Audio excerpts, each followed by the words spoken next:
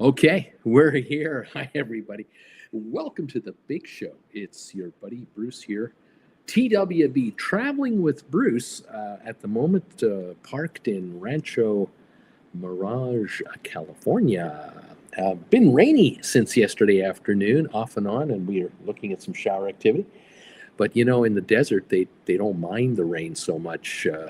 I guess unless you're golfing today, but still. And a little added moisture. The air is super clean and clear and crisp. It's beautiful.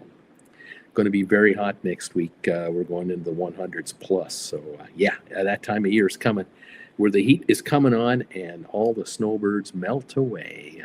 So there you go. We're here to the end of the month. And then we're heading back to Calgary, and that'll be the end of our winter vacay down here. How you doing, all? Welcome to the program. Hope you had a good week since I saw you last week. Welcome to May. It's May the 5th. 2025, and here we are enjoying another Monday night together. I have some trivia for you tonight, and I have a little bit of cruise news, a little bit of this, a little bit of that. We'll go over that in a few moments. Thank you all for popping in, hitting the thumbs up button for us. I have a question of the day going today. If you're interested in checking it out, I'd love to know if you want to answer the question of the day today.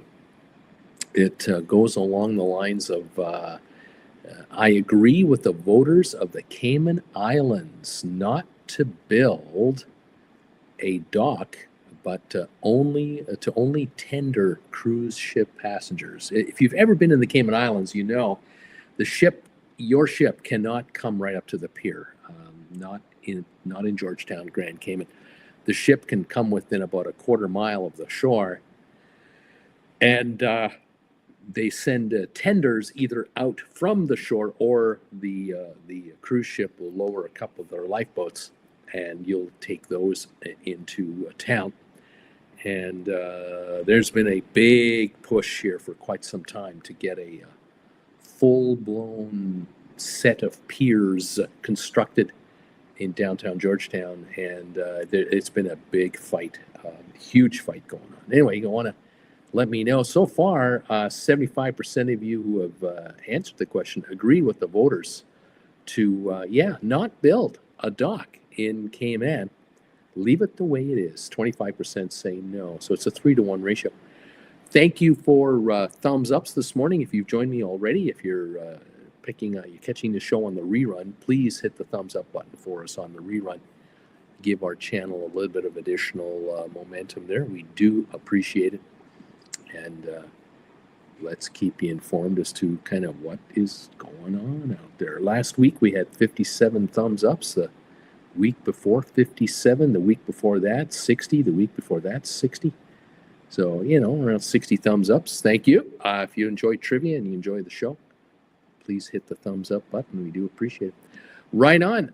Let's say hi to a few folks, and then let's comment on, let's talk about a few things going on in the news. Sharon is here, number 5 tonight. Hi, Bruce, Jen, and TWB family. Ken Koreka is in the house. Hi there, Bruce and Jen from Saginaw. Janet and Ken are here. It's currently 59 degrees, quite clear out. Gasoline is still up around $3.30 a gallon. Good evening, all. Ken and Janet, number 2 thumbs up. So, here in California, still around $4.50 a gallon. I noticed today on my stock market channel, following all of the various currencies and commodities and stock prices, oil in Texas, the West Texas intermediate price per barrel is getting down to $56. It's coming down, really coming down. So, hopefully gas will get cheaper. Sharon, happy Cinco de Mayo. Kevin is a great bartender, so I'm feeling it tonight. There you go. Wes Morrison, number 7. Welcome to the show, Wes, from Texas. Great to have you with us. And Kirk Brunson in Facebook, YouTube and Facebook channel. Kirk's in the house tonight. Hi, Bruce and TWB Familia. Kirk from New York City is here, and I am working this evening. Robert Melhout is here. Hey, Robert, what's going on, buddy? Good evening, Uncle Bruce and Auntie Jen, and all TWBers. I gave a thumbs up. Sorry, number is unknown. Just got done watching Stock Markets with Bruce, and now I'm watching Traveling with Bruce. Can't get enough of Bruce. Thanks, Robert. Got the right shirt on. I got the matching logo going tonight, so we're all in sync here. Cruiser Girl 909 is in the house. Hi, Bruce number 10, Ann and Brent from Ancaster, Ontario. Welcome, guys, to the show. Donnell from Cork, Ireland. Hey, Bruce and all, I'm number 12, possibly. We had a public holiday here today. Welcome, sir, from beautiful Cork, Ireland. Great to have you with us tonight. I know it's late and appreciate you popping in and saying hi. Hope you can last a while. Fantastic. Great to see all of you here. As you come in, please say hi. Let me know, where are you watching me from? What's your temperature going to be these days? What's the price of gas where you are? By all means, say hello. We're always glad to hear from all of you. Did you watch that Winnipeg St. Louis hockey game last night? That was crazy. We did watch that hockey game from start to double overtime finish. That was quite something. It was game 7 of round number 1 in the playoffs. Winner continues on, loser goes home. And in the third period, it was 3-1 for St. Louis in Winnipeg. And the fans in Winnipeg were starting to get nervous. We got down to the 10-minute mark, down to the 8-minute mark, still 3-1. Got down to the 3-minute mark, still 3-1. Then with about a minute 52 left in the game, the Winnipeg team had pulled their goalie to get an extra skater out there. Wouldn't you know it, they scored a goal to make it 3-2 with a minute 52 to go. Well, the fans are going crazy. There's hope there. There might be a chance. And they dropped the puck at center ice, and they put the goalie back in. They dropped the puck, and then as soon as they had a chance, they sent the goalie back to the bench, and they had 6 attackers. They went down. And they were in the St. Louis zone, and the St. Louis players occasionally would get the puck and just shoot the puck down the ice at the empty net, but they'd miss. They'd constantly miss the net. And, there was about 16 seconds left in the game when the puck was dropped in the St. Louis end. And Winnipeg got the puck, and they had one last shot at the goal with 2 seconds left in the game. The defenseman looked like he was going to shoot the puck right at the goalie, but he didn't. He shot the puck towards the middle of the ice about 10 feet in front of the goal, where there happened to be a Winnipeg player with a stick on the ice who deflected this puck and just let it deflect off of his stick right into the open net. 1.6 seconds left in the game. Tie game, 3-3 tie. We got to go to overtime, and sure enough, they went their 15-minute intermission, came back out. They played 20 minutes of overtime hockey. 1 goal, that's all it takes. Next goal wins. First overtime period came and went, nobody won. Second overtime period came, good halfway through. Winnipeg scored again, and St. Louis Blues went from 3-1 winners with a minute 52 left in the game. They were leading 3-1 to lose it in overtime 4-3. What a way to lose. What a way to win for Winnipeg. The hometown crowd went crazy, and the Winnipeg Jets scored the magical goal to move on to round 2. They don't win anything for that. You just get more money and you get to work a little longer. It's 4 rounds to get to the finals. The final round is the 4th round. So they got to win 3 more playoff rounds. St. Louis, the boys are going home and plan your golf holiday, plan a vacation, or plan physiotherapy for a few months because these boys are pretty sore and tired. The good news is St. Louis gets to recover. The bad news is Winnipeg has to keep playing. The good news is Winnipeg gets to keep playing. The bad news is St. Louis doesn't get to keep playing, and that's the way this business works. Anyway, that was a fun game, and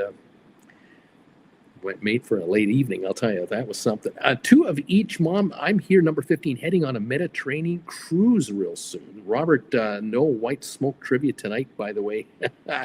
Sharon, I think there were fewer than 4 minutes left in the second overtime when the Jets won this thing. It was getting close, so there you go. I knew it was at least halfway through.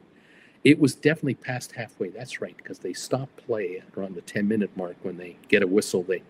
They bring out the folks with the brooms and the shovels, and they get all the ice off the edge of the. They sweep it off.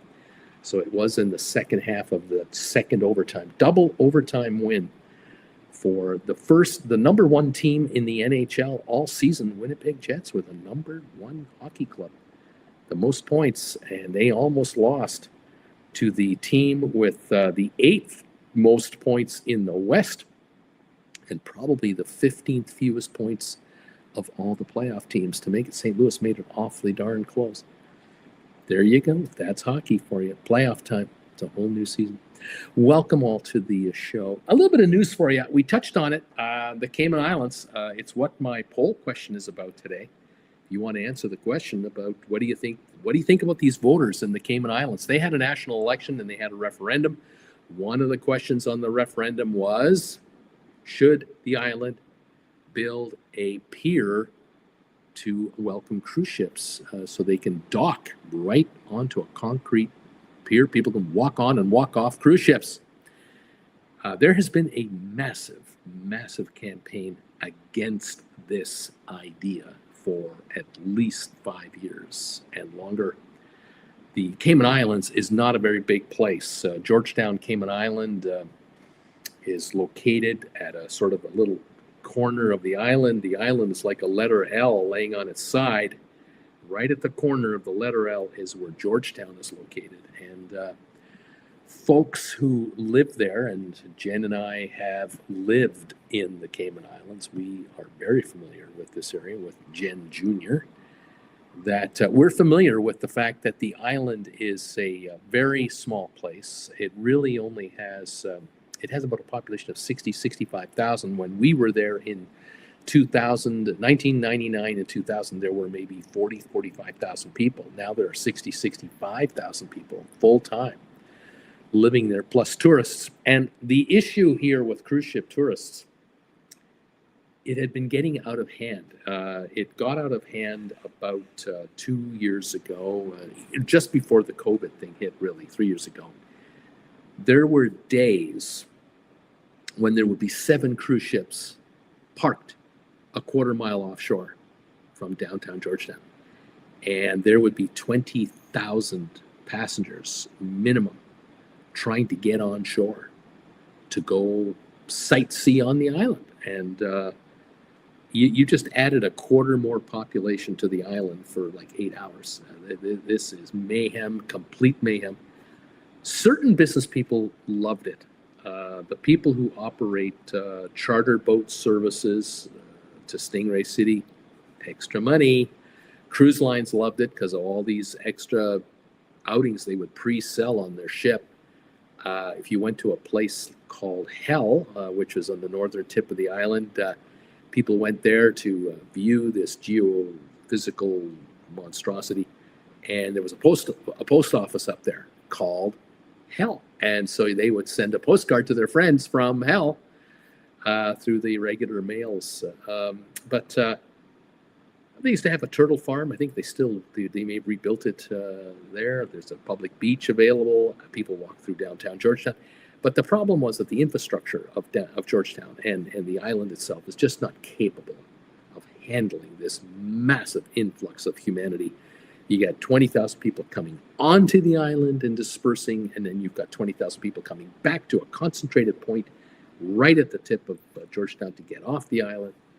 It was insane. And the politicians, some of which are business people and friends of politicians, are saying, hey, wouldn't it be great if we had a full-blown pier and we could have 4, 5, or 6 ships dock right at the pier, and we could bring in 30 to 35,000 people a day onto the little old Cayman Island. Well, I can tell you, if you've ever been to the Cayman Islands, if you've ever seen it, you've ever experienced it, especially if you've experienced it on a day where there's only maybe 2 other ships, it's a wonderful, quaint place to visit. But it isn't fun at all when 30,000 or 25,000 people want to crash the place. It is complete and utter mayhem, chaos. The locals aren't happy, I can tell you that. 98% of the people who live on the island have nothing to do with the businesses of the cruise ship business. They are connected to offshore finance, banking, legal firms, insurance companies, customs clearing. They're involved in auditing. They're teachers. They're educators. They're hospital workers. And they're mothers and fathers with kids in school. I mean, these are families. Jen and I, Jen Jr., we had Jen Jr. going to school there, and I was working in the stock brokerage firm. And we would have an extra half an hour in the morning and the evening rush hour that we had to contend with because of this mayhem in Georgetown. It just affected everything. So the vote was 65% said no. The voting came in, and the government tried to hold off the referendum 3 years ago. They tried to make it almost impossible to hold a referendum. Then the national election was being called. COVID happened. Everything got delayed. Finally, the vote happened, and it's a resounding no. And so here we are. There may not be a pier built after all. We'll see what happens. Who knows what the next governor wants to do when the next government comes in. You know how it is. 10 years from now, we might see them go through this whole thing all over again. Thank you again for voting on this question. Now 67% say, hey, I agree with the people of the Cayman Islands. You have the right to choose what you want to do with your island and how you want to run it. And if you decide not to build a pier, we agree with you. I think voters have the right to choose. There you go. What I think might maybe happen next, there's been talk about even more restrictions in that maybe 7,500 passengers a day might be the allowable to really calm it down. Because at the end of the day, if you are ever able to visit the island, and I would recommend going in for at least a week, staying in one of the resorts on the beach. It's gorgeous. It's not cheap though, but it's awful nice. You'll find, oh yeah, I see what they mean. If you stay here for a week, you go to the restaurants, you shop at the stores, you go downtown Georgetown and head to a coffee shop, or maybe go to a clothier or whatever. I mean, you spend money down there. You rent a car for a week. You're keeping a lot of people in business if you're a visitor for the week, not just the hotel staff. If you're a cruise ship passenger, you're in for a 4 to 6 hour stop. You know, it takes an hour to get there. You have 4 hours on the shore, and then you in line for an hour to get off. You're not spending a lot of money on the island. You might have spent $100 a person to go on a charter to see Stingray City, but the island only got $40 of that. $60 went to the cruise lines. They're taking most of these advanced tour dollars off the table. It's pretty brutal. So anyway, cruise ship passengers don't spend what weekly visitors spend. Weekly visitors spend a lot more money per person than cruise ship passenger. Now, there aren't 30,000 people staying in resorts on the beach every night. No. And that's the charm of the island. There might be 3,000 to 4,000 visitors who are staying in accommodation, but it's built for them and it can handle it. And the roadways are handling these additional people, 4,000 additional people on 65,000, no big deal. But add 30,000 to 60,000, you're out of control. Anyway, that's the story from the Cayman Islands. And I thank you for taking the poll question and letting me know what you think.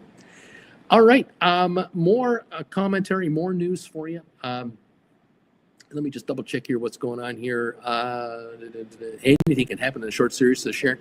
Adam Lowry scored 16-10 of the second overtime for the Jets, who rallied for a 4-3 win against the Blues. Cruising on the high seas, and travel is here. Good day, y'all. It's been a very long time since I've been here. I hope you're catching the show more often from now on. Welcome to the program. I do ask for some help in reaching my 950 tonight, as I'm just 5 short from it. You can help. I'd appreciate it a lot. Thank you in advance. Another channel. Christina, why don't you yell at the travels like you yell at us stock market junkies? You're very calm and chill. Well, you see, Christina, you folks on the stock market with Bruce Channel, you wear me out so much. I have nothing left by the time this time of the afternoon comes around, this time of the evening. I'm just hanging on by a thread. So there you go. Not that you're not nice people, you're wonderful people, but these folks are pretty nice too. Okay, hey, Wes Morrison, I've been to the Cayman Islands, and there is no way that the island can handle those crowds. You know it. You absolutely know it, my friend. Wes, you speak from experience, my friend. You know what it is. All right. The other island in the news is Hawaii. Have you heard about the Hawaiian Islands? I talked about this a couple months ago. I brought it up the first time. I found out a few months ago that the islands of Hawaii, the government, the state governors and government and whatever, were proposing a new law to attempt to raise additional cash flow to their treasury to spend on environmental things and infrastructure. And don't be fooled by any of this talk, okay? It's a tax increase on visitors to pad the budget because they're probably running a deficit and they can't get away with sapping the poor residents anymore for more money. So they're trying to draw money out of tourists who don't vote for these people, okay? Let's get this straight. And so the government of the state legislature of Hawaii has passed a law awaiting the governor's signature to make it law that imposes an 11% tax on cruise passengers when they come visiting to Hawaii. And it works kind of like this. If you are booking a cruise, say, out of Los Angeles, San Francisco, San Diego, and your cruise ship is going to Hawaii, and it's a 15-day cruise, let's suppose, 5 days to get there, 5 days while you're there, 5 days to get back.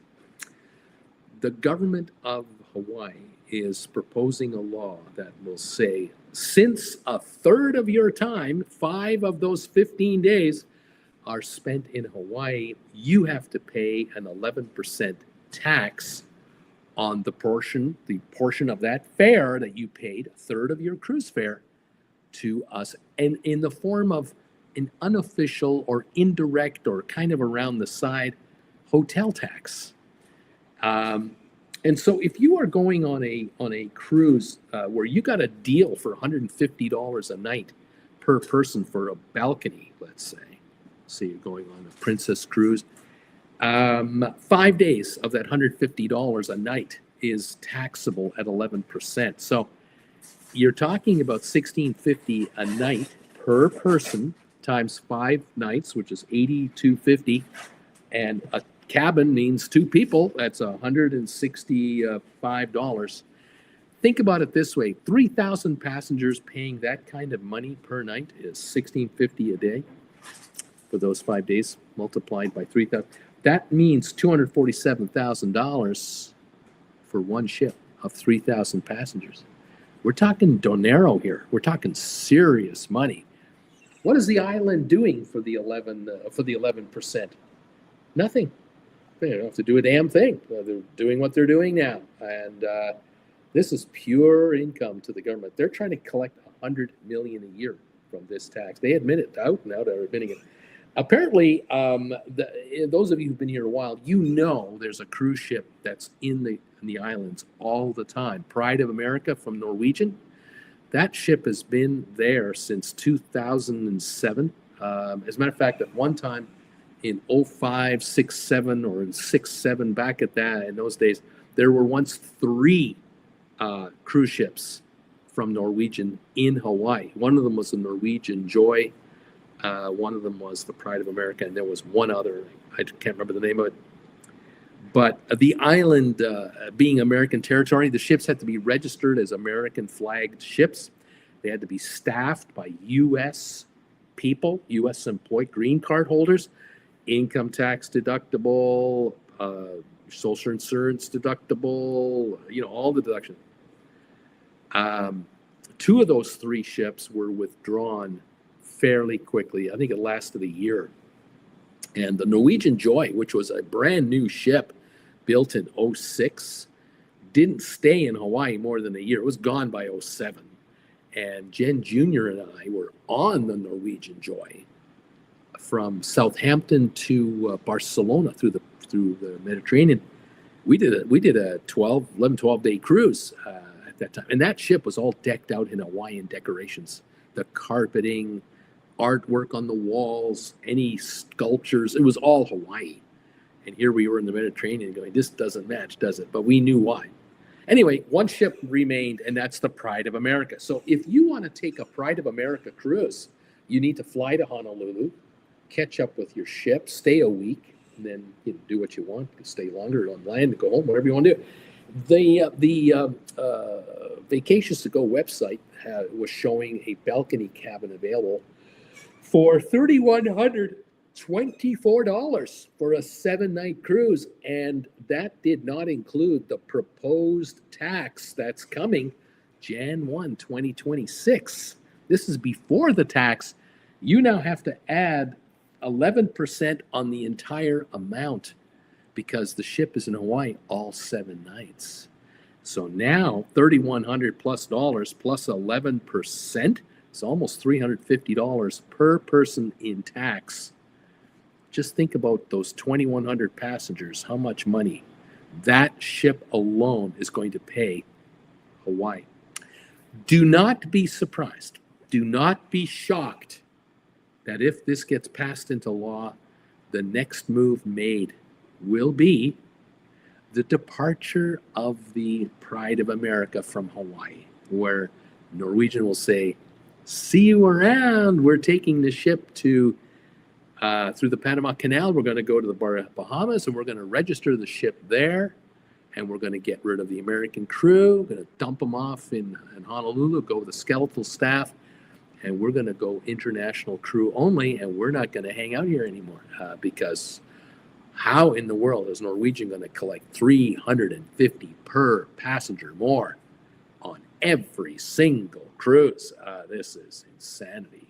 So that's the story out of Hawaii. The big cash grab, they think they can get $100 million. They really think they can get $100 million a year.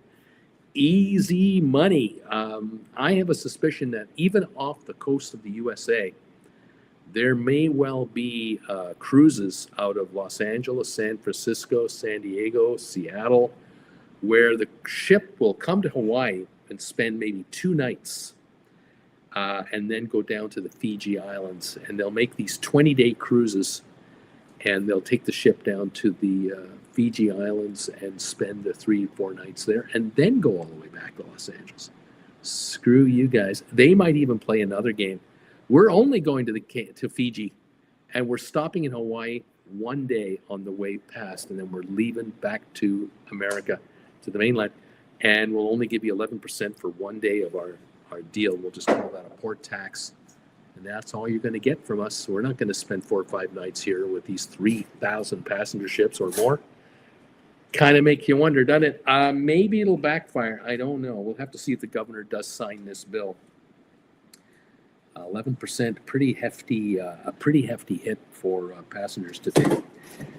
One last bit of news, talking about cruises and talking about islands that are overrun by cruise ships. Mallorca, Spain. That's an island just south of Spain's coast in the Mediterranean, I believe. They just reported in the last week or so, in the last over a 7-day window, a total of 23 ships came into port in Mallorca with 60,000 passengers visiting Mallorca. They are overrun with tourists. They are beside themselves. There will be, you can count on this. This will be the last year that Mallorca will be allowing itself to be overrun with these numbers of tourists. They are going to shut this thing down. Cruise operators in the Mediterranean have a problem. And the problem is that mainlanders in Europe want to get a cheap vacation. Well, yeah, that's a common tale.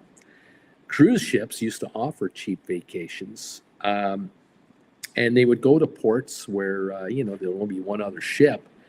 And you could go to the pier and drop people off with bus tours. And then later in the day, pick them up and off you go. Well, nowadays, there are so many cruise ships in the Mediterranean area, with MSC expanding like crazy, Viking with quite a number of ships, Costa Cruise Lines, and all the other cruise lines that are there. Tons and tons of them. They're overrunning these places. They're just overrunning them. And you have heard, I've talked about it. We've talked about the Europeans rebelling on land. In Barcelona, they don't want as many tourists. Venice has a day charge. They won't even allow big cruise ships in anymore into Venice. Other places in the Mediterranean are also restricting cruise ship visitors. And now Mallorca is another one. So what you don't have in the Mediterranean, what you do have in the Caribbean, is in the Caribbean, like the Bahamas, you have 700 islands. And there might be 30 or 40 that are perfect to make a private resort on and run it like Royal Caribbean's Coco Key, Disney's Castaway Island, all of these places where a cruise line can come in and drop their people off at a playground, a beach playground, to have a good old time, and they can cash in handsomely, especially running weddings, corporate events, and just renting people, water toys and beachfront shaded little homes and stuff. Easy money. Floating houses. I mean, you want to rent a floating house in Coco Key, you better have a pretty heavy duty credit limit on your credit card. You're talking several thousand a day for one of those. Anyway, so cruise lines have figured that out in the Caribbean. You can't do that in the Mediterranean. There are no private islands in the Mediterranean or little islands that you can resortify. They're all inhabited, and so there's issues. I wonder if maybe Tunisia, Libya, this is in the future someday with heavy protection. There will be private resorts built in Algeria, Morocco, just for cruise ship passengers to come to. Sort of like what they did in Mexico, what they've been doing now with Costa Maya and a few other spots. Mexico is trying to also offer this private resort experience to cruise lines for their passengers. Maybe that's a way to go. I don't know. Maybe that's what's going to have to happen. I did hear was it today, Royal Caribbean is going to spend $350 million to upgrade an old abandoned resort in near Freetown in the Bahamas. And they're taking over this 12-story building that probably once had a casino in it and all kinds of rooms. And they're going to redo the whole property, 40 acres of land, and they're going to build ports there and piers there. And oh my God, the Bahamas is buying into this. Bahamas is going all in to attract cruise ship business at various islands, including Nassau, right in downtown Nassau.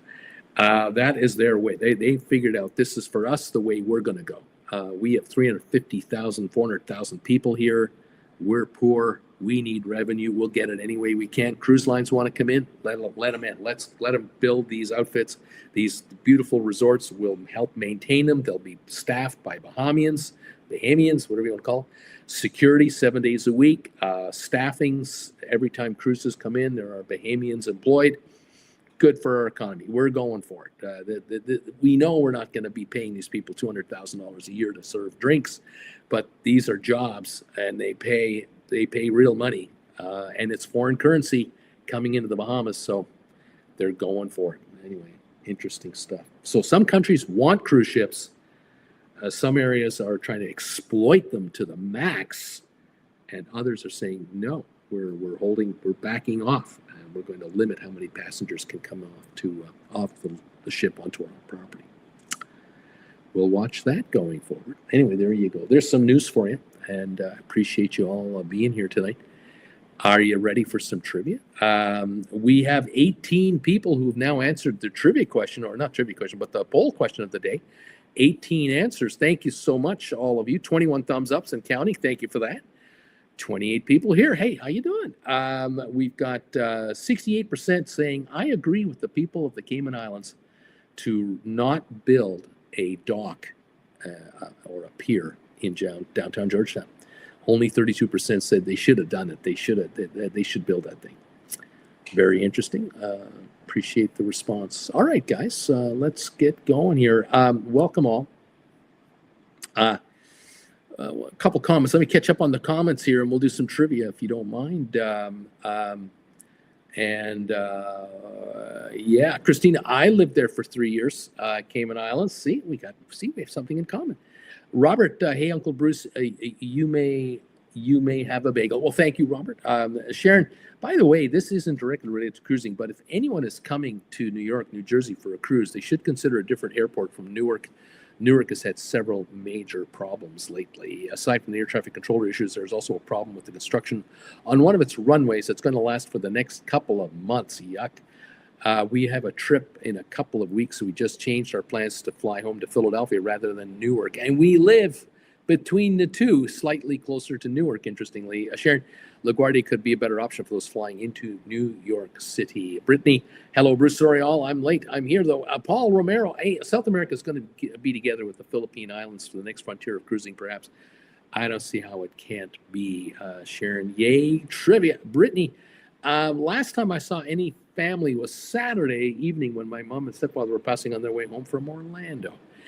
Kevin Chapman, hey, Bruce, thumbs up number 22. The author himself is in the house, loving it here in warm central New Jersey, 70 degrees. Gas $2.65 a gallon. Life is good. Right on. And Richard Carlin, number 23 tonight. Welcome to the channel. Welcome to the show, everyone. Thank you for the thumbs ups, and thank you for participating in the question of the day. 23 now votes are in on that one. 70% agree with the people of the Cayman Islands that their vote should be respected, and if they don't want to have a permanent concrete pier, they shouldn't build one. Rock and roll. Yes, I think they should just restrict the number of daily visitors. That would be a better way to go. But that's just me. Welcome all to the program. Let's do some trivia, shall we? I've got a few questions for you tonight. A couple of trivia questions that you can take a shot at. We'll see what you think. Thank you all for joining me this evening from, again, wherever you are. We love having you here.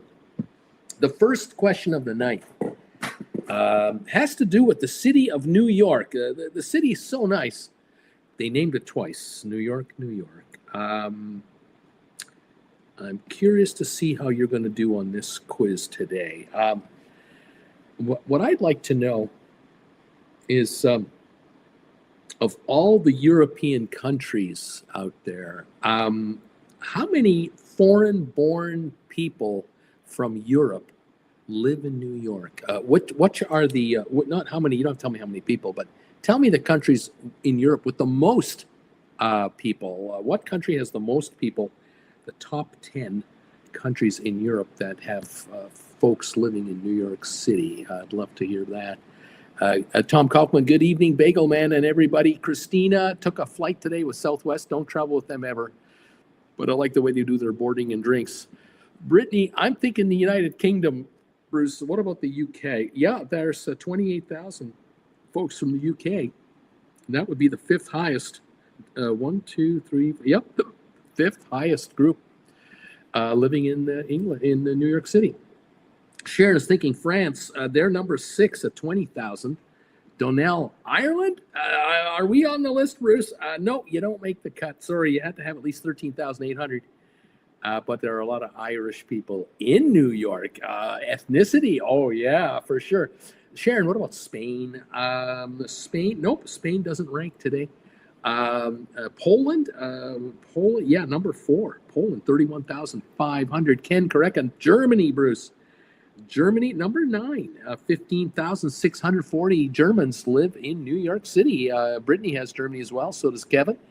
Brittany's thinking France and was thinking Spain as well. And then Ken Correcca came in here with Russia. Yeah, Europe, 48,400, number 2 on the list.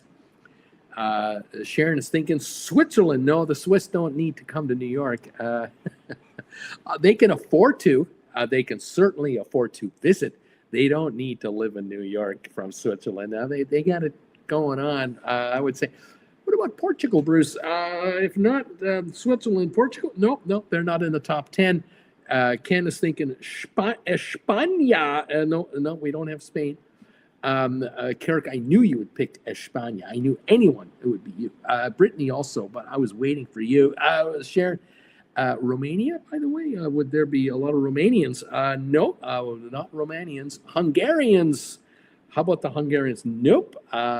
Dominican Republic? That's not Europe. No. Poland, we've done. Czech Republic, another country. Nope. Portugal, no. Dominican Republic. Netherlands, no, not at the Netherlands. What about Italy? Italia, number 3. The Italians are the 3rd highest, 36,000 plus Italians, plus the native Italians. There's a bunch of those. Sharon, what about Turkey? That's Poland. That's Europe and Asia. No, the Vatican maybe. Steamer. Always guessing the Vatican. How you doing, buddy? No, get there. They're all the folks from the Vatican are in the Vatican right now. They got boats to make. They got white smoke to pop up the chimney there. Russia is Europe. Yeah, hello. Yeah, that's something. Christina, the Israelis. That's not Europe. Kosovo? No. Sharon, how about Ukraine? Yeah. Number one, Ukrainians. 65,700 Ukrainians. Only 48,000 Russians. The Ukrainians can take out the Russians in New York. How about that? Yes. I still have 3 countries to go. China, that's not Europe. Cuba, that's not Europe. Mexico's not Europe. Sweden's Europe, but it doesn't rank here. China, Ukraine, what are we thinking? Well, I'm looking for a country with a lot of ruins that people want to go see. And it's not in Italy. It's that other country with a lot of islands. What about Croatia, Bruce? No. Then I'm looking for a country that is a neighbor of Ukraine and is a puppet country of Russia. The people of this country are not puppets, but the ruler is an absolute puppet of Putin. Do you know the country I'm talking about? What about Albania, Bruce? Yep, number 8. Albania, number 7 or 8. We got it. Sweden, no. Greece, yes, Greece. Everyone came in with the country with the islands, Greece. The Greeks are number 8. Albania, number 7. There's one country left, the puppet country of Russia, right next door to Ukraine. Christina, I didn't hear the question. I was behind, so I hit live here. Crimea, and Iran. No. The country of Belarus. The country of Belarus, which is just north of Ukraine, bordering Poland and Russia. The dictator of Belarus is an absolute tyrant and is a puppet of Putin, and that's what he wants Ukraine to become, another puppet state. In any event, that is that. All right. Well, now, same question. Foreign-born population in New York City. Can you tell me the North American countries, the top 10 most North American countries that populate New York City? I'd love to see if you can get that one. Any country in North America. That means Panama North is North America, okay? Panama and up. All the Caribbean countries, Latin American countries. What countries make up the top 10 living in New York in the United States? Ken and Brittany are thinking, you Canadians. You're all over New York City, aren't you? I mean, all the comedy clubs are filled with Canadian joke tellers. Yeah, you know what? Canada's on the list. 9th place. Canada's only in 9th place. 26,000 Canadians in New York City. Sharon, Brittany, they're going with Mexico. Number 2, 166,600. Number 2. Sharon, Guatemala. Guatemala is number 6, 30,000. Kevin had Canada as well. Brittany, Honduras, yep, 27,000, 7th place. Yeah. Haiti, Cindy is thinking about Haiti. 4th place, 78,000 Haitians live in New York City. Dominican Republic. Okay, we're going to go with it. We're going after, yes, 419,000 Dominican Republicans. Dominica Republica, I don't know, what do you call those folks?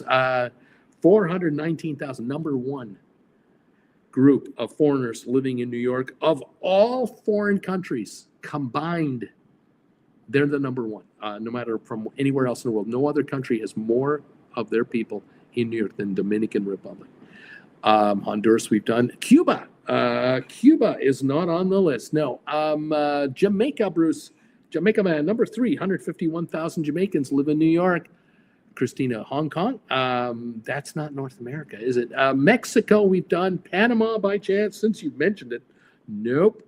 Panama does not rank in the top 10. Argentina is South America. Costa Rica is not in the list. They have a nice standard of living in Costa Rica, generally speaking. They don't need to live in New York. Haiti, we've done. Barbados, Bruce. Yes, number 10 on the list. Barbados, 17,500. Jamaica, we've done. Guatemala, we've done. Nicaragua is not on the list. We need two more. El Salvador, yes, number 8, 27,000 leaves us one. This country is an island. It's made up of two islands, main islands. Dominicans are how we refer to them. Dominicans, there you go. That's right. Brittany, American, Colombia, El Salvador, Cuba, Ecuador, Puerto Rico. No. Puerto Rico is the United States. It's a territory of America, like Guam is a territory of America. Solomon Islands is a territory of America. Cindy, Trinidad and Tobago? Yeah, baby. Trinidad and Tobago. Yep. Number 6, 1, 2, 3, 4. Number 5, 72,000 Trinidadians hang out in New York full time. Right up. Well done. All right. Let's do one more for New York City. Tell me the Asian countries, the countries out of Asia that have the most New Yorkers. Let me know what you think about that one. Thank you, Christina on Trinidad. What Asian countries have the most New Yorkers? Let's see what you do on this one. Any country in Asia. We have Japan. I think this is Japan. Let's see, Japan. Number 10 on the list, 18,200. Sharon has China and also Japan. Brittany had China. Kevin had China. Number 1 country in New York from Asia is China. 378,000 Chinese live in New York City. Christina's thinking Korea. South Korea, 50,800. Number 5. North Korea doesn't rank, by the way. Don't even bother guessing. What about India, Bruce? India, yeah, 3rd place. Asia, 68,000 Indians live in New York City for 3rd place. Vietnam, Bruce, Vietnam. You know what? They do not rank in the top 10. There would have been a time that Vietnamese would have been in the top 10. And what would have been in the 70s and the 80s. But now that it's been 50 years since the fall of Saigon, the Vietnamese have scattered. And the original generations that came in, these were the 20-year-olds, 30-year-olds, 40, 50 years on, 70, 80 years old. Many of the original generation of Vietnamese have either moved somewhere else in the U.S. with their children, grandchildren, and many of the originals would have gone back home because they now have made enough money working as hard as they work to afford to go back to Vietnam and to finish out their days back in South Vietnam. You kind of wonder, Laos, Bruce, what about Laos? No, it's not on the list. What about Thailand, Bruce? Thailand, nope, they're not on the list either. China, we've done. Nepal, no. Thailand, we've done. Turkey, that's Asia and Europe, Turkey, no, not either. The Philippines, yes, number 4, 53,997 Filipinos live in New York. Kevin got it. Ken got it. Cindy has Korea. We've done that. India, we've done. Vietnam, we've done. South Korea, we've done. India, we've done. Korea. Pakistan, Bruce. Yep, number 6, 37,100 Pakistanis. Turkey, we've tried. Vietnam, we've tried. Pakistan. Indonesia is not on the list. Nepal, no. Afghanistan, not in New York City. Bangladesh, number 2 country behind China. China, 378,000. Bangladesh, 97,500. Way more Chinese than anyone else out of Asia. Isn't that amazing? We have 4 more to go here. We have Thailand coming in again. Cambodia, no. Syria, no, that's Middle East. Saudi Arabia, Middle East. Philippines, we've done it. I will say Saudi Arabia would have counted had it been on the list, but it's not on the list. Saudis are so well off financially. They send their students to the United States as international students, and they visit. They are doing very well financially. They don't need to live anywhere else, really. They travel, though. A lot come to New York, spend a lot of money in New York, have a great old time. But no, they're not residents. Hong Kong, Bruce? Nope. Sri Lanka? Nope. Jordan? Jordan? No. No, not at all. I need a country that's next door to Jordan, though. If you can guess me that one, Sharon. Yeah, but the well-off countries buy a lot of property in the city. Second homes, third homes, but they don't live there. It's true. You are right. What about Malaysia? No. Israel. Yep, the neighbor of Jordan, Israel. Number 9, 19,250 Israelis live in New York City. A Jewish district of New York? Yeah. No kidding. What about Laos? Nope. I need 2 more countries. One is an island country in Asia that is a very close ally of America, big time.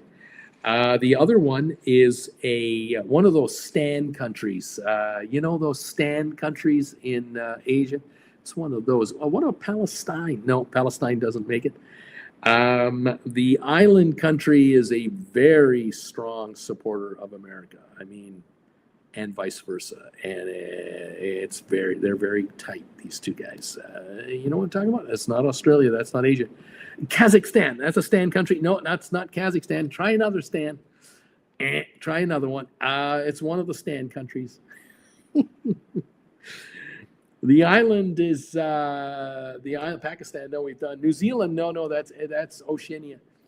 The island is just off the coast of China, and they are very friendly with America, and it drives the Chinese up the wall.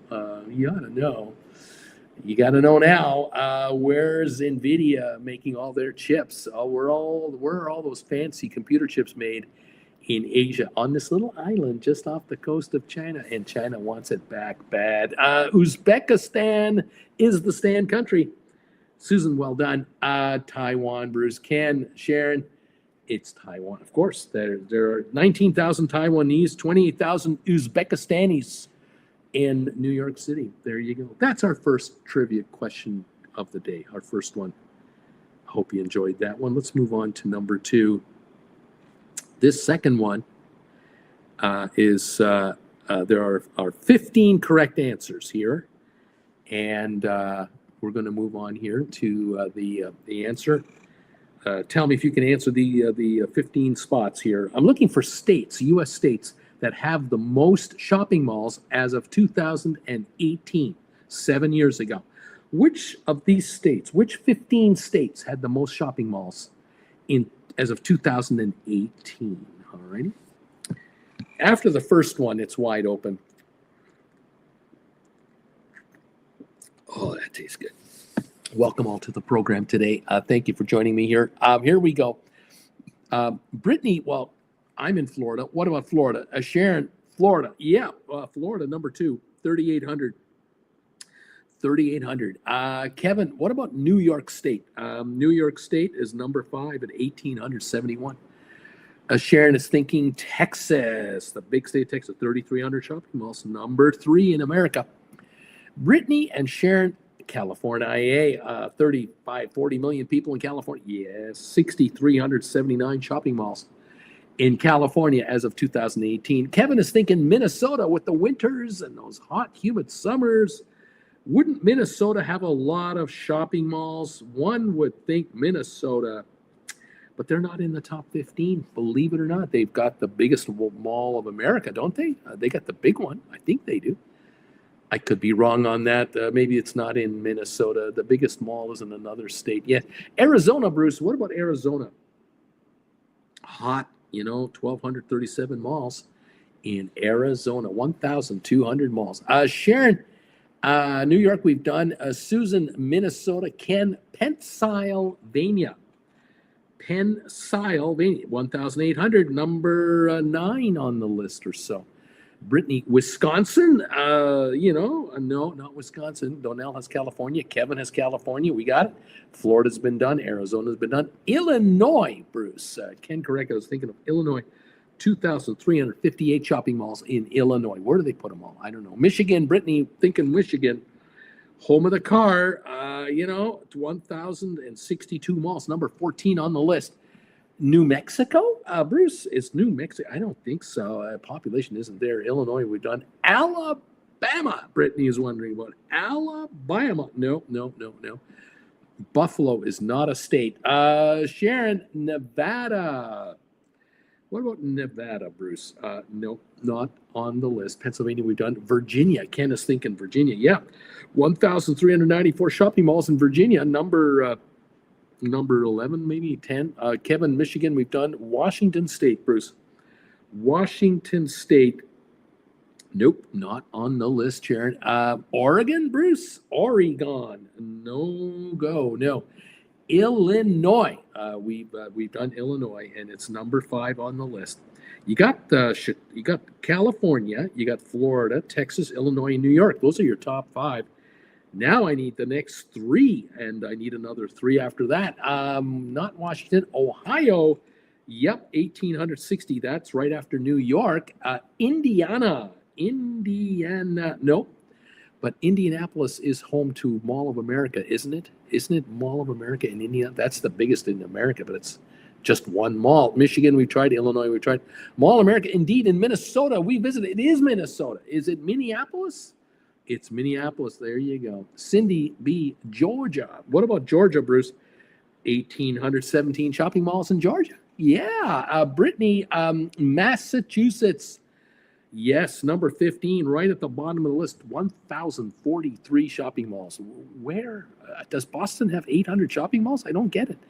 Susan has Texas. We've done it. South Carolina. South Carolina is not on the list. Connecticut. Connecticut? Nope, not on the list. Louisiana, not on the list. North Carolina is on the list. Number 7 or so, number 8, 1,839. DC, no, that doesn't count. Mississippi, Bruce, Mississippi. Nope, I need 1, 2, 3. No, I need 2 more. I need just 2 more states, and Mississippi isn't one of them. Sharon, you got one of them. Tennessee, 1,275 malls. Virginia, Tennessee, Missouri. No, and no. Sharon, where do you live? Sharon, Brittany, North Carolina, Missouri, Hawaii, Utah, New Jersey, Cindy. Yes, it's not Georgia. Minneapolis is home of the Mall of America. It's Minneapolis. See, there's this debate going on here. But New Jersey, it's all New Jersey for the last guess. 1,381 shopping malls. I don't know where they all are in New Jersey either. But there are 1,381, they say. The most malls. That's all of them. There they are. We got them done. Anywhere from 1,000 malls up to 6,300 malls in any one state. Those are the top 15 in America. How about that? Okay. Well, let's move on to the last quiz of the day. This one has got Sharon written all over it. But I know some of you here will also get these guesses in here. And I've got clues if necessary to help you out, I hope. Look, I am looking for, oh, pardon me. Oh my gosh, you have to forgive me for being tired. I'm looking for the oldest Oscar winners that are Best Actor, Best Actress, Best Supporting Actor, Best Supporting Actress, Best Director. The oldest of all time. There are at least 12 or 13 in each category. I'm looking for the oldest Oscar winners to win an Oscar. So think of some of the greatest actors of all time and give them a shot. Anyway, there you go. Robert says the Simons are based in Indiana, which is who owns Simon Malls. The Simons own the Indiana Pacers. Did you know that? Sharon is thinking Kansas, too. We're done with that quiz now. New Jersey, laugh out loud. Christina, unbelievable. Sharon, Henry Fonda. How about Sharon is wondering, what about Henry Fonda, Bruce? He won on Golden Pond, didn't he? The second oldest actor on Golden Pond. He was 76 when he won his Oscar. He died that next year. Within the year, he died. Katharine Hepburn. Sharon is coming in. Yes, she won at age 60. Guess who's coming to dinner? She won at age 61, The Lion in Winter. And then she won at age 74 on Golden Pond with Henry Fonda. How about that? 3 times she's on the top as the oldest winner. Sally Field, Bruce. Has Sally Field won an Oscar old enough to make this list? It doesn't look like it. It doesn't look like Sally Fields has done it yet. Bob Hope is not an Oscar winner, but he's an old guy. He lived a long time. Christopher Plummer, yes, sir. Christopher Plummer, who was in The Sound of Music, if you may recall. He won for Best Actor at age 82. The movie called Beginners. How about that? Sandra Bullock. I don't think Sandra is yet old enough to make that cut. Maureen Stapleton. Sharon is thinking Maureen Stapleton. Maureen Stapleton. I do not have her as old enough to have won an Oscar, supporting or lead in that list. Cindy B. Anthony Hopkins, Bruce. Yes, he's the oldest winner of an Oscar, 83 years of age, of any category. Lead actor for The Father, Anthony Hopkins, won that Oscar at age 83. George Burns, Bruce. Yes, George Burns was a supporting actor winner of an Oscar. The Sunshine Boys. He was 80 years old. He was the second oldest winner of that category. George Burns. Tom Hanks, not yet. Tom is not yet old enough to rank up there. Eva Marie. Not on the list. Jessica Tandy, Bruce. Wait a minute. Yes, sir. Driving Miss Daisy. Jessica Tandy was 80 years old. That is correct. How about that? Claudette Colbert. Claudette Colbert. She is not old enough to have won an Oscar in this category. Julie Andrews. I don't believe so. I don't think she was old enough to do it. No, not Julie Andrews. Paul Newman for the guys. Yes, Paul Newman won an actor, The Color of Money, at age 62. Paul Newman won it. George Burns. We have Anthony Hopkins. We have Sir John Gielgud. Yes, Sir John Gielgud won supporting actor in the movie Arthur at age 77. I think within 3 years, he passed away. Anthony Hopkins has been done. Kate Winslet. I don't think Kate's old enough. Don't insult her. She's not near old enough yet. Christopher Plummer, we got him. Walter Matthau, Bruce. Walter Matthau. Is it possible that he won an Oscar in his advanced years? No, he did not. Henry Fonda. We have Meryl Streep. She wins. She's got to have. I mean, come on, Bruce. Meryl Streep. She was 62 in The Iron Lady when she portrayed Margaret Thatcher. 62 years old for her win. And if she wins one now, she will be in that list again. What about Dustin Hoffman, Bruce? Dustin Hoffman. Dusty is not in the list. He's won an Oscar or two, but not old enough. Walt Disney, no, not Walt. Clint Eastwood, yes, Clint Eastwood.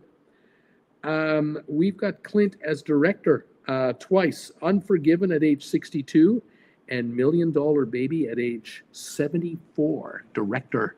How about that? Spencer Tracy. What about Spencer Tracy? Spencer Tracy, I don't have him old enough winning the Oscar, but he acted right up until his last days. Art Carney, Bruce. Art Carney. By chance, is he on there? No. Lionel Barrymore. Nope. Not on the list, but there's a female Barrymore. I'll give you a hint there. How about Yul Brynner? You know, the bald guy that was the King and I. You remember Yul Brynner? He was in Westerns and stuff with John Wayne and other guys. No, he didn't win. Paul Newman, we got him. Jessica Tandy, we got Milos Forman, Amadeus, Best Director. Milos, if he did it, he did it. I don't have that on my list. Audrey Hepburn, we got Martin Scorsese, Bruce. Yes, The Departed at age 64. He won it. Ben Kingsley, actor Ben Kingsley, not old enough. Sean Connery. What about Sean Connery? He was not old enough to win an Oscar. He won Oscar, but he wasn't that old. Eva Marie Saint was like 100 and had an 80-year career. Amazing. And then Alan Arkin, Bruce. Alan Arkin. Little Miss Sunshine, 72 years old, Oscar winner. Yeah. Paul Newman, we've got him. Gene Hackman, I only need one answer at a time, please. Jack Lemmon, Bruce. Jack Lemmon is not on the list. He's an Oscar winner, though. Helen Mirren, Bruce. Helen Mirren was 61 when she played the Queen. Yep, she won an Oscar at age 61. Jack Lemmon, we don't have him on the list. He was not old enough. Ethel Barrymore, yeah, there you go. Ethel was 65. She was a supporting actress in None But the Lonely Heart at age 65. Brittany Anderson, Drew Barrymore. No, that's not going to work. What about George C. Scott, Bruce? George C. Scott. He did win an Oscar, but he wasn't old enough to make this list. Jack Nicholson, Bruce. Jack Nicholson was 60 years old, As Good as It Gets, with Helen Hunt and with the gentleman who I never remember his name. Supporting actor. He did not win an Oscar. He was in that movie with them. And I cannot remember. I never remember his name. It's one of my favorite actors. Greg Kinnear. Greg Kinnear? I think it's Greg Kinnear. Anyway, Ken Correcca, Dustin Hoffman, Robert Redford. Susan wants to know, Robert Redford, not old enough to win an Oscar and not a director either. John Williams, Bruce. John Williams, I believe, is a conductor for music. Barbara Streisand, Barbara Streisand. No, she was not old enough on this list. Greg Kinnear was in As Good as It Gets. He did not win the Oscar. Helen Hunt won the Oscar. Nicholson won the Oscar. He didn't win the Oscar. Snub, big time. Joseph Rutenberg. Joseph Rutenberg? I don't have a Joseph Rutenberg. Ingrid Bergman. No, I was not old enough. Hattie McDaniels. Hattie McDaniels? Not going to work for this one. Robert Redford, not working. Cedric Gibbons? Nope, I don't have a Cedric Gibbons anywhere. No. Let me see if I can give any hints about anything here. Do you remember the actress that was in the movie Nomadland? Do you remember that movie a few years ago, Nomadland? She was also in the movie Fargo. She's won a couple of Oscars. She's an Oscar winner. John Wayne, Bruce. What about John Wayne? Yeah, he was 62 when he won the True Grit, his only Oscar at age 62. He didn't live much longer than that. Sharon Hattie McDonald won Best Supporting Actress in Gone with the Wind, the first African-American winner. But she probably wasn't old enough to win it. Ken Correcca. Charlton Heston, Bruce. Charlton Heston was not old enough. Richard Farnsworth. Richard Farnsworth. I don't have Richard Farnsworth. Frances McDermott. Yes, Frances McDermott. She won for Nomadland, and she won for 3 Billboards Outside Ebbing, Missouri at age 60. She was 63 when she did No Man's Land. Edgar Robinson. Not showing. Francis, we have. Let's see if I can give you any other hints here. The guy that said, we're mad as hell and we're not going to take it anymore, he won the Oscar and died before he could get it. Do you remember the name of that actor? We're mad as hell and we're not going to take it anymore. He was a news anchor at a television station. Crazy Heart. Who played Crazy Heart? Who was in that movie? Darkest Hour and A Double Life. These are Oscar winners. What about James Cagney? Nope, he wasn't old enough to win the Oscar. Do you remember the Billy Crystal movie? When they went out on horseback to round up the cows? You remember City Slickers? Who won the supporting actor for Oscar at age 73 in that movie? He did one-arm push-ups on stage. Peter Finch was the man from Network, Bruce. Yes, it was Peter Finch, 60 years of age, won the Oscar, but was dead before he could get it. He died, I believe, of a heart attack. Jack Palance was the 73-year-old guy in City Slickers. That's right. I got a picture of him. I got a picture of Jack Palance. There he is. Just one more thing. Just one more thing. Jack Palance, 73 years old. I think he lived another 2 or 3 years after the blessed event, if I'm not mistaken. Isn't that beautiful? And I believe he won an Oscar early in his career, if I'm also not mistaken. Jack Palance. Let's see. Any others? Do you remember the movie Being There with Clouseau, the actor that played Jacques Clouseau? That's not the actor I'm thinking of, but the co-star, the co-star in Being There.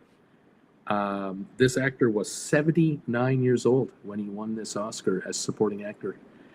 Isabella Rossellini, Eleanor wants to know, does she win an Oscar? No, she's not there. Cindy B is thinking something Douglas, isn't that? Yeah, Melvin Douglas. Melvin Douglas, a phenomenal actor, 79 years of age. He played with, that guy who was Jacques Clouseau. You know his name, don't you? Peter Sellers. He was with Peter Sellers in Being There. Peter Sellers died within a year of that movie being shot.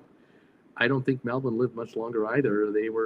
One died too soon, and one died an elderly man. You remember the movie Cocoon? There's a guy who won an Oscar for the movie Cocoon as supporting actor. He was 77 at the time, and the movie, of course, everyone became younger because they jumped in the pool with those cocoons. Does anybody know who that actor was?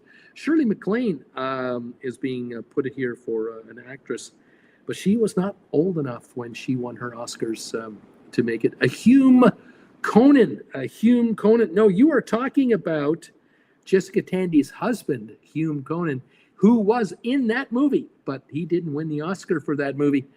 Kirk Douglas? Kirk Douglas was not winning an Oscar in his elder years, no. What about Alan Arkin, Bruce? Alan Arkin, yeah, he was Little Miss Sunshine. We've already got him. We've definitely nailed him. Do you remember the movie The Paper Chase? There was a 71-year-old actor that won supporting actor. Affliction and Miracle on 34th Street, supporting actors there. Don Amici, Bruce, yes. Don Amici at age 77 won an Oscar for the movie Cocoon. Absolutely. Don Amici was also in the movie Trading Places, if I recall. He was one of the brothers in that movie. Hugh Hackman and John Houseman, or Hugh Jackson and Hugh Houseman. John Houseman was the winner at age 71. The Paper Chase. He was the winner of the Oscar. Let's see. There's a couple of best actresses I'm looking for. A movie called Min and Bill. She was age 63. And The Trip to Bountiful. She was 61 when she won her Actors Award Oscar as lead actress. A Passage to India, a supporting actress. She was 77, A Passage to India. Harvey, she was 74 when she won her Oscar. The movie Minera, age 73. Rosemary's Baby, she was 72. The VIPs, she was 71. Airport. Do you remember the old woman in Airport that ended up being a stowaway in the movie with the Dean Martin movie Airport? Do you remember that movie? She won an Oscar for that role. Do you remember who that was? We have Peggy Ashcroft coming in here. Yes, A Passage to India at age 77. She won the Oscar. Gene Hackman, no. Geraldine Chaplin. Nope. Susan Sarandon. Nope, we don't have Susan Sarandon. Geraldine Page. Geraldine Page was the Oscar winner at age 61. The Trip to Bountiful. Yes. I'm looking for the movie Airport.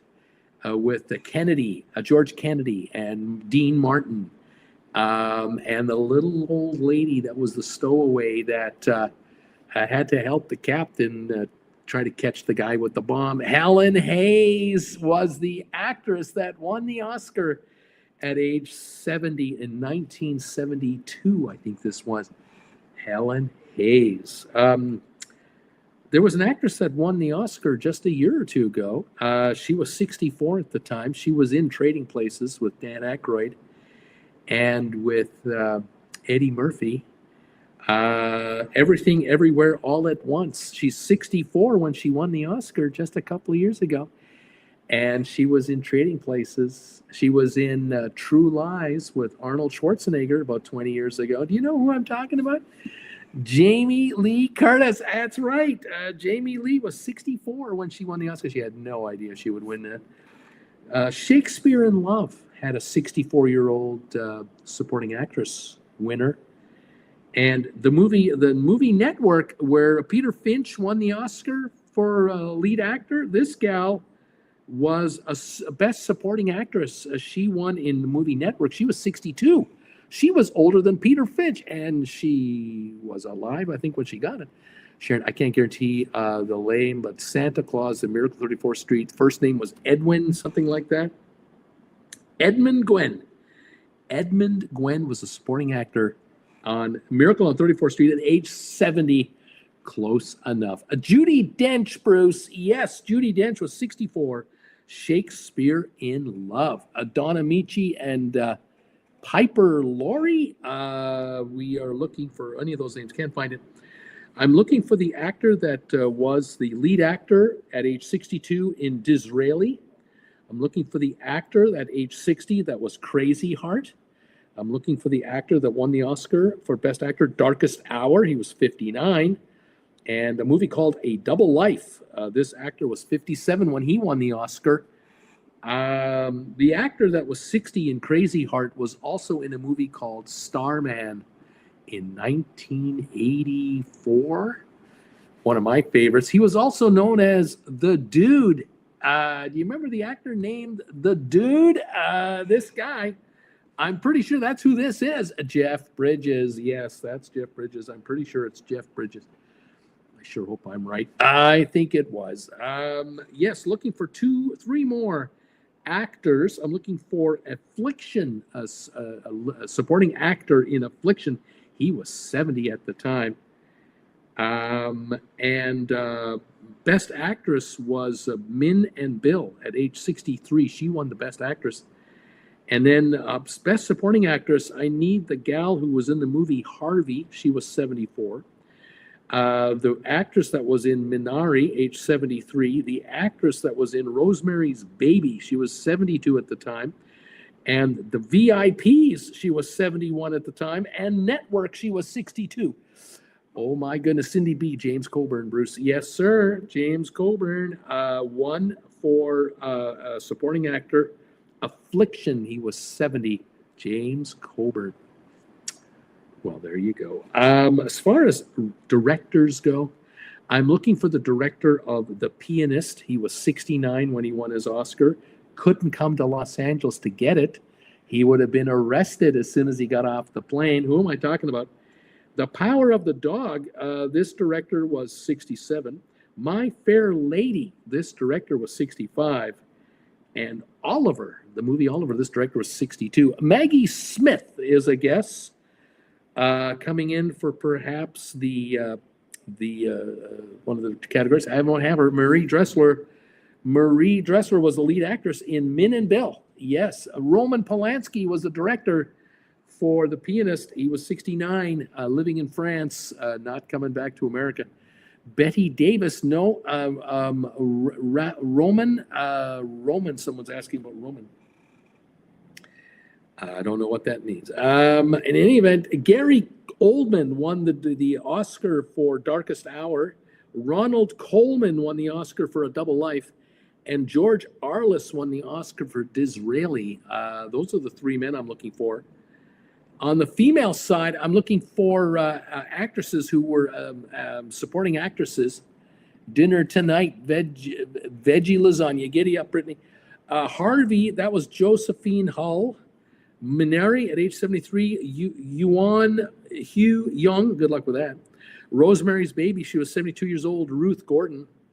The VIPs, she was 71 years old. Margaret Rutherford. And Network, she was 62 years old. Beatrice Straight was the supporting actress. Those are the actors. Now, for directors, Jane Campion was Power of the Dog. George Cukor was the My Fair Lady, and Carol Reed was Oliver. And those are all the oldest Oscar winners in several different categories tonight. And you guys did rather well. I thank you all for joining me for trivia. I thank you for joining me for the trivia show and for the travel info show. Thank you also for coming together and hitting the thumbs up button tonight. We have now 31 thumbs ups and still counting, and we get them on the rerun all week long. I thank you so much. 34 people answered our question tonight. 71% are saying yes, that you agree with the voters of the Cayman Islands not to build a dock or a pier, but to only allow passengers to come to the island via tenders. 71% say yes. I think that's the right of the islanders to do that. 29% said, no, build a damn pier. But no. 71% said, no. We're going with the voters here. Got to respect the islanders. 33 thumbs ups. A couple more just came through here. Thank you for these thumbs ups, everybody. Thank you all from wherever you are, whether you're here live, you're watching on the rerun. You're so appreciated. I promise you, travels are coming for Traveling with Bruce. Trips are being coordinated and plotted out right now, and there will be more activity on this channel for you, which means there won't be trivia. There'll be actual videos of me traveling and Jen, so stand by for that. But thank you again for following Jen and I. We appreciate you. Thank you for another great evening, Bruce and Jen, says Sharon. Susan R., thank you, Bruce. Robert, see you tomorrow morning, buddy. You got it, pal. You have a good night out there. Have a great evening, everyone. Remember, if you catch up with someone you haven't seen in a while, give them an extra long hug. You never know when it's the last time. There you go, everybody. Thank you all very much for your support of this channel. Have a pleasant evening, a great week. We'll see you next Monday. Donnell, good show. Bruce, see you next Monday. Hopefully time for bed. You take care, my friend. All the best to you and everyone in Ireland that is with you over there. Okay, kids, we'll see you Monday next week. Bye for now.